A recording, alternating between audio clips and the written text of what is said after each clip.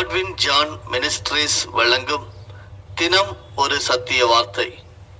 இந்த ஆடியோ நிகழ்ச்சிக்கு உங்களை அன்புடன் வரவேற்கிறோம்.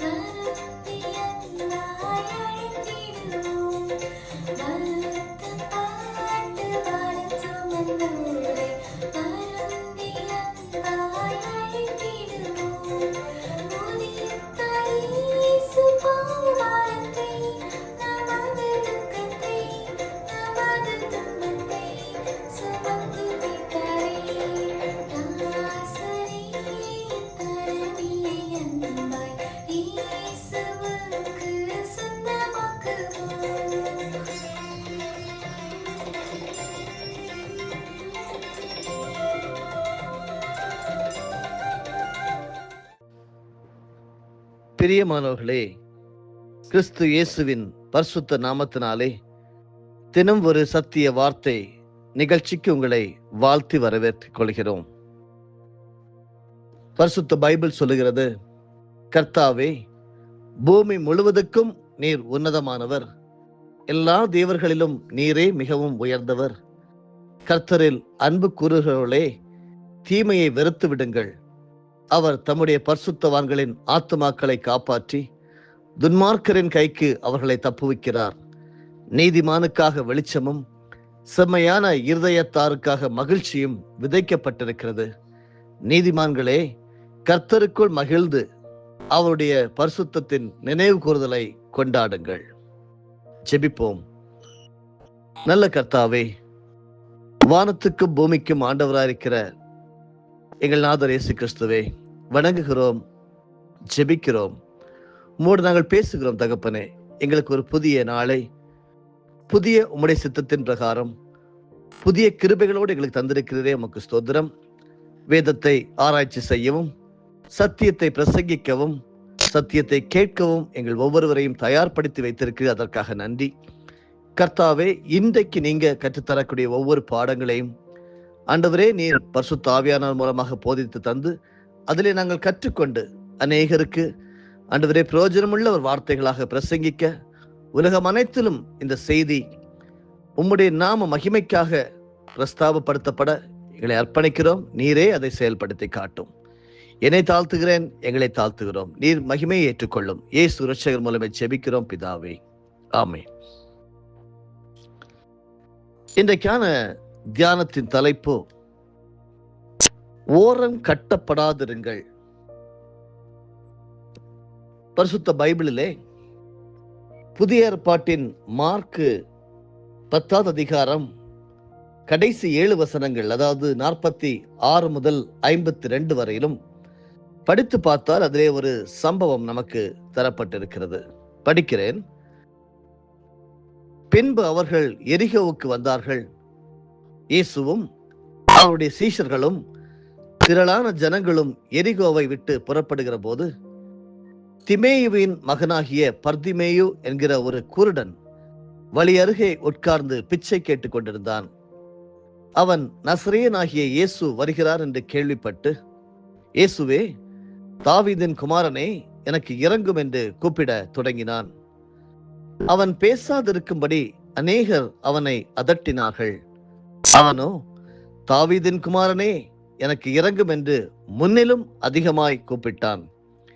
இயேசு நின்று அவனை அழைத்து வர சொன்னார். அவர்கள் அந்த குருடனை அழைத்து, திடன்கொள், எழுந்திரு, உன்னை அழைக்கிறார் என்றார்கள். உடனே அவன் தன் மேல் வஸ்திரத்தை எறிந்துவிட்டு எழுந்து இயேசுவினிடத்தில் வந்தான். இயேசு அவரை நோக்கி, நான் உனக்கு என்ன செய்ய வேண்டும் என்றிருக்கிறாய் என்றார். அதற்கு அந்த குருடன், ஆண்டவரே, நான் பார்வையடைய வேண்டும் என்றான். இயேசு அவரை நோக்கி, நீ போகலாம், உன் விசுவாசம் உன்னை ரட்சித்தது என்றார். உடனே அவன் பார்வையடைந்து வழியிலே இயேசுவுக்கு பின் சென்றான். இது ஒரு அற்புதம். இயேசு கிறிஸ்து செய்த அநேக அற்புதங்களிலே இதுவும் ஒரு அற்புதமாக எழுதப்பட்டிருக்கிறது. தமிழ்நாட்டில் தலைநகரமான சென்னையிலே ஒரு நாள் ஓரம் கட்டப்பட்ட பழங்காலத்து ரயில்வே என்ஜின் பெட்டிகளை தேவனுடைய மனிதர் ஒருவர் பார்த்து கொண்டிருந்தார். சில பெட்டிகள் எரிந்தும் சில பெட்டிகள் எரியாமலும் நின்றன. சில பெட்டிகள் உடைந்து சிதறி இருந்தன. ஒரு காலத்தில் நன்றாக ஓடியவைகள் இப்போது ஓடாமல், உபயோகப்படாமல் ஓரம் கட்டப்பட்டு விட்டதே என்ற துயர எண்ணங்கள் அந்த தேவ மனிதருடைய உள்ளத்தில் எழுந்தனவாம். ஒரு காலத்தில் எழும்பி பிரகாசித்தவர்கள் பின்மாற்றத்திலே போய் கர்த்தருக்கும் தேவனுடைய பிள்ளைகளுக்கும் உபயோகமில்லாமல் நிற்பதை பார்க்கும்போது மனவேதனை வருகிறதாக எழுதியிருக்கிறார்கள். ஒரு முறை ஒரு ஊழியக்காரரை பற்றி அவர் விசாரித்துக் கொண்டிருந்த போது அவர் ஒரு இக்கபோத் என்று மற்றவர்கள் சொன்னார்களாம். இக்கபோத் என்ற பதத்திற்கு மகிமை எடுபட்டு போயிற்று, இன்றைக்கு ஓரங்கட்டப்பட்டு விட்டார் என்று அர்த்தமாகும். இந்த வார்த்தை இக்கபோத் 1 சாமுவேல் 4 அதிகாரம் வசனம் 21 தேவனுடைய பெட்டி பிடிபட்டு அவளுடைய மாமனும் அவளுடைய புருஷனும் இறந்து போனபடியினால் அவள் மகிமை இஸ்ரவேலை விட்டு போயிற்று என்று சொல்லி அந்த பிள்ளைக்கு இக்கபோத் என்று பெயரிட்டாள் என்று எழுதப்பட்டிருக்கிறது. தேவனுடைய பெட்டி பிடிபட்டு போனபடினால் மகிமை இஸ்ரவேலை விட்டு விலகி போயிற்று என்று சொன்னாளாம். அன்பானவர்களே, ஒரு நாள் ஒரு குடும்ப பெண் ஒரு ஊழியக்காரரிடம் சென்று கதறி அழுதாளாம். ஐயா, என் வீட்டில் வேலை செய்வதற்கென்று கிராமத்திலிருந்து ஒரு பெண்ணை அழைத்து கொண்டு வந்தேன். அவள் என்ன வசியம் போட்டாலோ தெரியவில்லை. என் கணவர் அவளை திருமணம் செய்து கொண்டு என்னை விவாகரத்து செய்து விட்டார். நான் ஓரம் கட்டப்பட்டு விட்டேன் என்று அழுதாளாம். அலுவலகத்திலே பதவி உயர்வு வரும்போது சிலர் ஓரம் கட்டப்படுவார்கள். திருமண வைபவங்களில் சிலர் ஏழ்மையின் நிமித்தம் ஓரம் கட்டப்படுவார்கள். குடும்பத்தில் அண்ணன் தாழ்ந்து போய்விட்டால் சொந்த தம்பியே அவனை மதிக்காமல் அவனை ஓரம் கட்டுவான். உலக பிரகாரமானாலும் சரி, ஆவிக்குரிய பிரகாரமானாலும் சரி, ஓரம் கட்டப்படுவது மகா வேதனையானது. ஒருமுறை எரிகோ வீதி வழியாக இயேசு நடந்து போனார். திரளான ஜனங்கள் ஆடல் பாடல் சத்தத்தோடு இயேசுவுக்கு பின் சென்றார்கள். பெரிய எழுப்புதல், எங்கு பார்த்தாலும் ஆரவாரம். அங்கே ஓரம் கட்டப்பட்டிருந்த ஒரு மனிதனை காணலாம். அவன் பெயர்தான் பர்திமேயு. அவனால் இயேசுவை தன் கண்களால் பார்க்க முடியவில்லை. 2 கண்களும் குருடாக இருந்தவன் தரித்திரத்தினால் பிச்சை எடுத்துக் கொண்டிருக்கிறான். அன்பானவர்களே, அதைதான் மார்க்கு 10 அதிகாரம் 46 முதல் 52 வரையிலும் படிக்க கேட்டீர்கள். இன்றைக்கும் கர்த்தர் அபிஷேகத்தை ஊற்றும் போது வாலிபர்கள் சொப்பனங்களையும் தரிசனங்களையும் காண்கிறார்கள் என்று யோவேல் 2 அதிகாரம் வசனம் 28 ஆதாரமாக வைத்து நாம் சொல்லுகிறோம். குமாரரும் குமாரத்திகளும் தீர்க்க தரிசனம் உரைக்கிறார்கள். ஊழியக்காரர்கள் மேலும் ஊழியக்காரிகள் மேலும் அபிஷேகத்தை ஊற்றி வல்லமையாக பயன்படுத்துகிறார் தேவன். ஆனால் சிலரால் மகிழ்ச்சியோடு எழுப்புதலில் பங்கு பெற முடியவில்லை. ஓரம் கட்டப்பட்டவர்களாய், ஆவிக்குரிய குருடர்களாய் பரிதாபமாய் அமர்ந்து கொண்டிருக்கிறார்கள். இந்த குருடனாகிய பர்திமேயுவை பார்த்த நீங்கள் சிம்சோனையும் பாருங்கள். அவன் குருடனாய் பிறந்தவன் அல்ல. அவனது பாவத்தால், விபசாரத்தால் ஓரம் கட்டப்பட்டு குருடனாய் மாற்றப்பட்டவன். ஒரு காலத்தில் அவனுடைய மகா பலம் என்ன, பராக்கிரமம் என்ன, புகழ் என்ன, அவன் செய்த அரிய பெரிய காரியங்கள் என்ன, இன்றைக்கு பரிதாபமாய் மாவு அரைத்து கொண்டிருக்கிறான் இந்த சிம்சோன். அவன் கைகளில் வெண்கல விலங்குகள் போடப்பட்டிருக்கிறது. ஓரம் கட்டப்படுவது எத்தனை பரிதாபமான நிலைமை! என்னை கேட்டுக்கொண்டிருக்கின்ற அன்பானவர்களே, இன்று ஒருவேளை நீங்கள் ஓரம் கட்டப்பட்ட நிலைமையில் இருக்கிறீர்களோ, அப்படிதான் பல ஆண்டுகளாக வாழ்ந்து கொண்டிருக்கிறீர்களோ,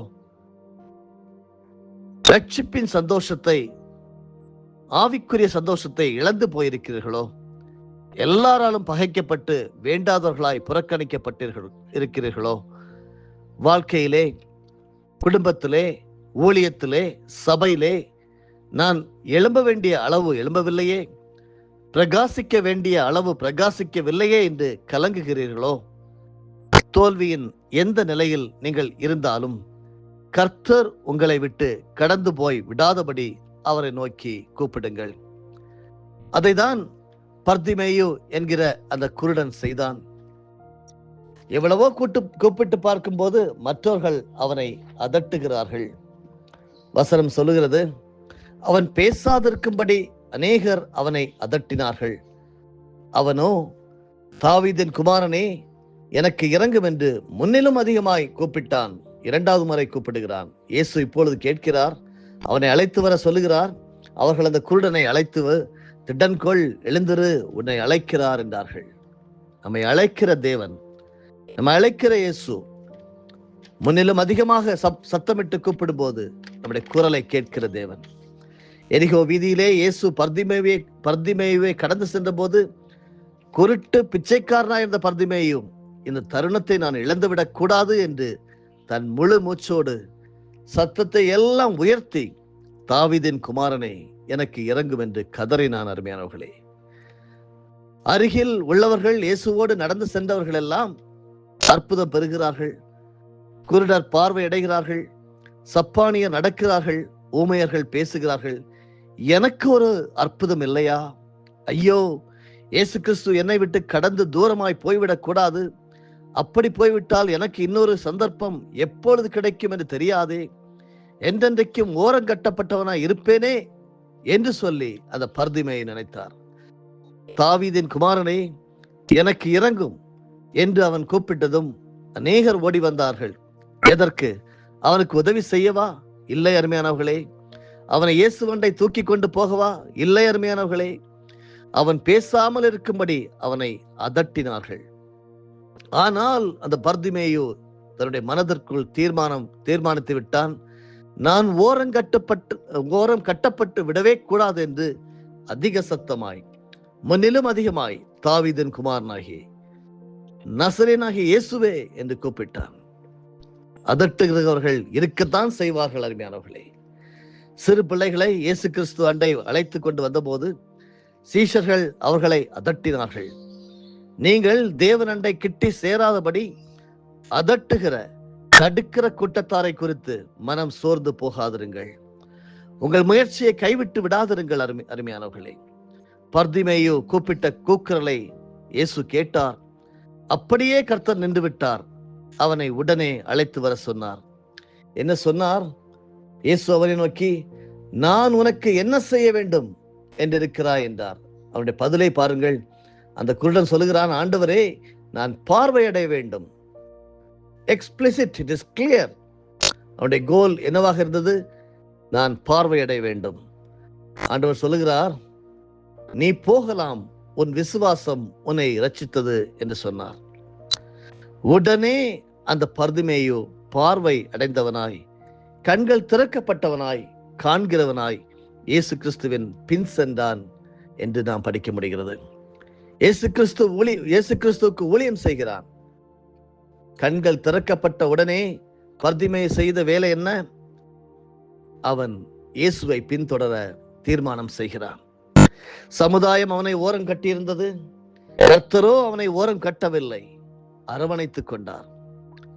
அன்பானவர்களே, இன்றைக்கு நீங்கள் ஒருவேளை ஓரம் கட்டப்பட்டவர்களாக, அப்படிப்பட்ட நிலைமையிலே தனிமையிலே சோர்ந்து போனவளாக, மனம் நொந்து போனவளாக இந்த செய்தியை கேட்டுக்கொண்டிருக்கலாம். முன்னே நான் எழும்பி பிரகாசித்தேனே ஊழியத்திலே, இப்பொழுது என்னை கண்டுகொள்ள ஆட்கள் இல்லையே, என்னுடைய சொந்த விசுவாசிகளே என்னை விட்டு போய்கொண்டே இருக்கிறார்களே, இதற்கு யார் காரணம்? கேள்விகளோடு இருக்க வேண்டாம் அருமையானவர்களே. தோற்று போயிருக்க வாழ்க்கை உங்களுக்கு வேண்டாம். திடன் கொள்ளுங்கள்.